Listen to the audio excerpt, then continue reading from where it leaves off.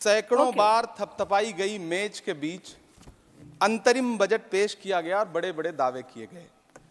देश ये कैसा बनाया आपने, लूट कर पैसा बनाया आपने, देखिए जलते दिए भी बुझ गए, अजब दीपक राग गाया आपने।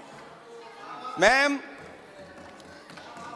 पूरा सदन अमृत काल के बजट की चर्चा कर रहा है, मैं तो गरीबों की रोटी और दाल के बजट की चर्चा करूंगा। तुम्हारी फाइलों में गांव का मौसम गुलाबी है, मगर ये आंकड़े झूठे हैं, ये दावा किताबी है। मैं इस बजट को अमीरों का अमीरों के लिए पेश किया गया बजट कहूंगा। इसमें गरीबों के लिए कुछ है ही नहीं। नौकरी मांगने वाले नौजवानों पर लाठियां बरसाने वालों, आपने इस बजट में युवाओं को क्या दिया? आपने पुरानी पेंशन बहाली की मांग करने वालों को क्या दिया? सालों से अपने लिए छत तलाश रहे लोगों को आपने इस बजट में क्या दिया? और फिर आपको पूरी उम्मीद है कि पूरा देश आपके इस पेश किए गए बजट पे लहालोट हो जाए, तालियां पीटे, मंगल गान गाए। कैसे संभव है? मैं सदन में खड़ा होकर के इस बजट पे चर्चा करते हुए कहना चाहता हूं कि इस बजट में फुटपाथ पर रहने वाले, छप्परों में रहने वाले, झुग्गियों में रहने वालों के लिए क्या है, उनके लिए क्या है जो प्रधानमंत्री के किए गए वायदों की बाट जोह रहे हैं।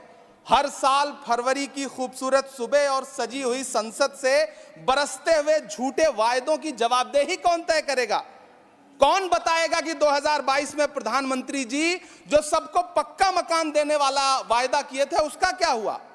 लोगों के सरों पर छत देने वाले प्रधानमंत्री जी के जुमलों से अलग उन्हें यह क्यों नहीं दिखता कि राज्यों में बैठे हुए उनके नुमाइंदे लोगों के सरों की छतें उजाड़ रहे हैं? उत्तर प्रदेश हो, असम हो, जम्मू कश्मीर हो, मध्य प्रदेश हो, भाजपा शासित राज्यों के बुलडोजर न सिर्फ लोगों के घरों को उजाड़ रहे हैं बल्कि कुचल रहे हैं लोकतंत्र को, संविधान को, अदालतों के मेयार को। मैम, मैं आंकड़ों की बाजीगरी से अलग हट करके इस बजट पर एक बात कहना चाहता हूं। आंकड़े तो ऐसे हैं इस बजट के, ये कह रहे हैं 4 करोड़, वित्त मंत्री जी 3 करोड़ कहती हैं, प्रधानमंत्री जी 4 करोड़ कहते हैं। पहले तो आप इस झूठ में ही आपस में ही सलट लीजिए कि 4 करोड़ सही है या 3 करोड़ सही है। मैं आंकड़े तो ऐसे हैं इस बजट के मैम कि जो सुने वो बस पथराई आंखें लेकर किंग कर्तव्य विमूढ़ हो जाए। लेकिन झील में पानी बरसता है हमारे देश में, झील में पानी बरसता है हमारे देश में, खेत पानी को तरसता है हमारे देश में, जिंदगी का हाल खस्ता है हमारे देश में, दूध महंगा खून सस्ता है हमारे देश में। मैम, रोजगार, महंगाई, किसान, मनरेगा, पेट्रोल डीजल के दाम, गैस सिलेंडर के दाम, फसलों की एमएसपी की गारंटी, इन सब जन सरोकार की बातों से इस बजट का कोई लेना देना नहीं। हमारे ट्रेजरी बेंच के साथी हंगामा कर रहे हैं।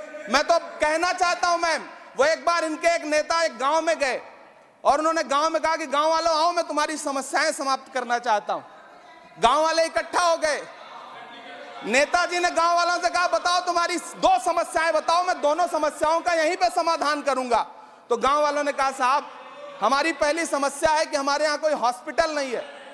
तो नेताजी ने मोबाइल निकाला, कहीं फोन मिलाया और मिला के फोन पे पता नहीं क्या कुछ कहा कि यहाँ गांव में हॉस्पिटल नहीं है, हॉस्पिटल तुरंत, यहाँ हॉस्पिटल चाहिए। गांव वाले खुश हो गए कि 1 मिनट में यहाँ हॉस्पिटल आ रहा है। अगली समस्या के बारे में उन्होंने, नेताजी ने गांव वालों से कहा कि मैंने आपकी पहली समस्या समाप्त कर दी, दूसरी समस्या बताओ। तो गांव वालों ने कहा साहब इस गांव में कोई भी मोबाइल का नेटवर्क ही नहीं है। ये है इनके काम करने का तरीका, ये है झूठ बोलने का तरीका। इन्होंने वायदे किए बड़े बड़े, जो 10 साल के इनके वायदे हैं मैं उनके बारे में बात करूंगा। वायदों से ज्यादा इनके नारों पे बात करूंगा। पहला नारा था बहुत हुई महंगाई की मार, अब की बार मोदी सरकार। आइए इस नारे की समीक्षा करते हैं। पेट्रोल, डीजल, गैस, ये तो बड़ी बड़ी बातें हैं। आटा, चावल, दूध, दही, पनीर, छाछ, सब चीज पे जीएसटी।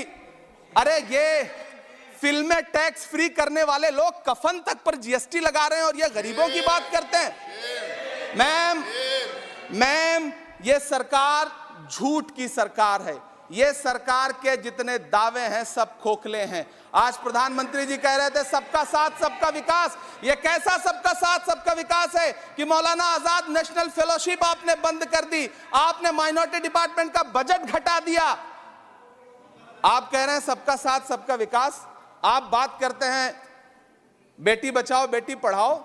हमारी आंखें हाथरस से लेकर कठुआ से लेकर के और देश की जंतर मंतर की सड़क वो देख रहे हैं जब हमारी ओलंपिक पदक लाने वाली बेटियों को प्रधानमंत्री की चौखट पे अपना मेडल रख देना पड़ रहा है। इससे शर्मनाक क्या हो सकता है। मैम, कृषि विकास दर जो 2014 में 4.6% थी, इस वर्ष गिरकर 1.8 कैसे हो गई? क्यों हर दिन 31 किसान आत्महत्या करने को मजबूर हैं? ये सरकार उन पर क्यों बात नहीं करती?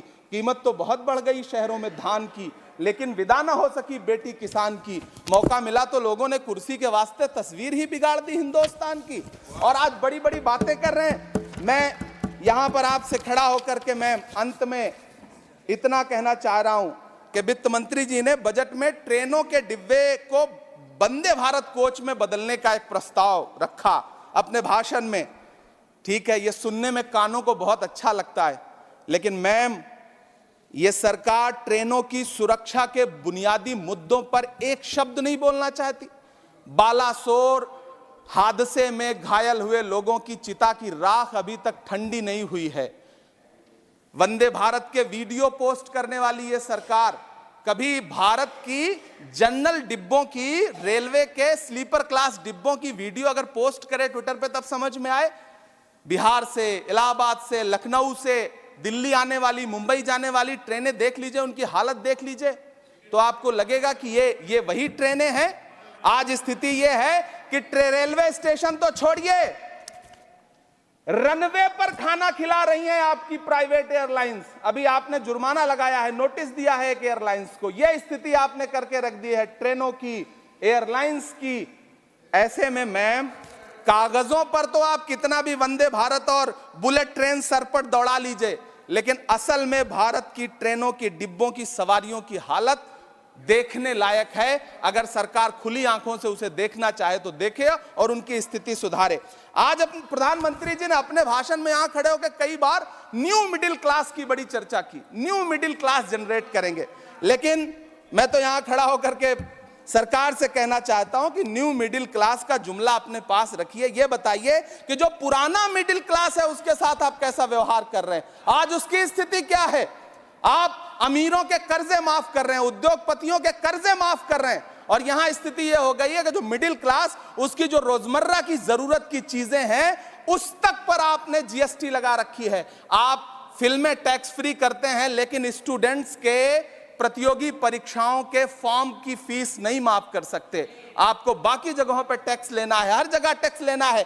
मिडिल क्लास से आपका कोई रिश्ता नहीं। मिडिल क्लास तो आपसे कह रहा है कि मोहब्बत, भाईचारे के दीवाने दिन ही लौटा दो, वो सस्ती दाल सब्जी के सुहाने दिन ही लौटा दो। ये अच्छे दिन तो अंबानी अडानी को मुबारक हो, हमें ऐसा करो साहब पुराने दिन ही लौटा दो। वो पुराने दिन जो बहुत अच्छे थे, वो पुराने दिन जहां लोग एक दूसरे से मिलजुल करके रहते थे। मैम, इलाहाबाद, दिल्ली, कोटा जैसे शहरों में छोटे छोटे कमरों में अभावों के साथ पढ़ाई कर रहे युवा किताबों के साथ गल चुके हैं। उनके हिस्से अधेड़ अवस्था तो आई है, लेकिन नौकरी और रोजगार नहीं आया।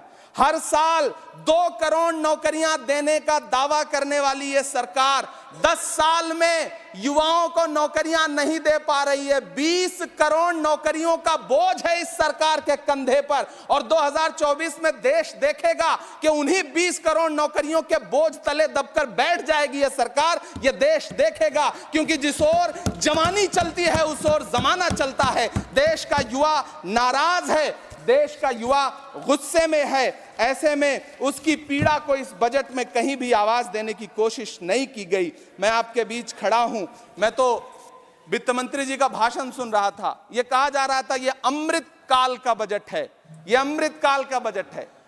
ये कौन सा बजट है ये बाद में तय होगा, लेकिन मैं इतना जानता हूं कि ये इस सरकार का अंतिम बजट है, आखिरी बजट है। इसके बाद न्याय का बजट पेश होगा जिसकी इमरान चर्चा जी, राहुल गांधी जी पूरे देश में कर रहे हैं।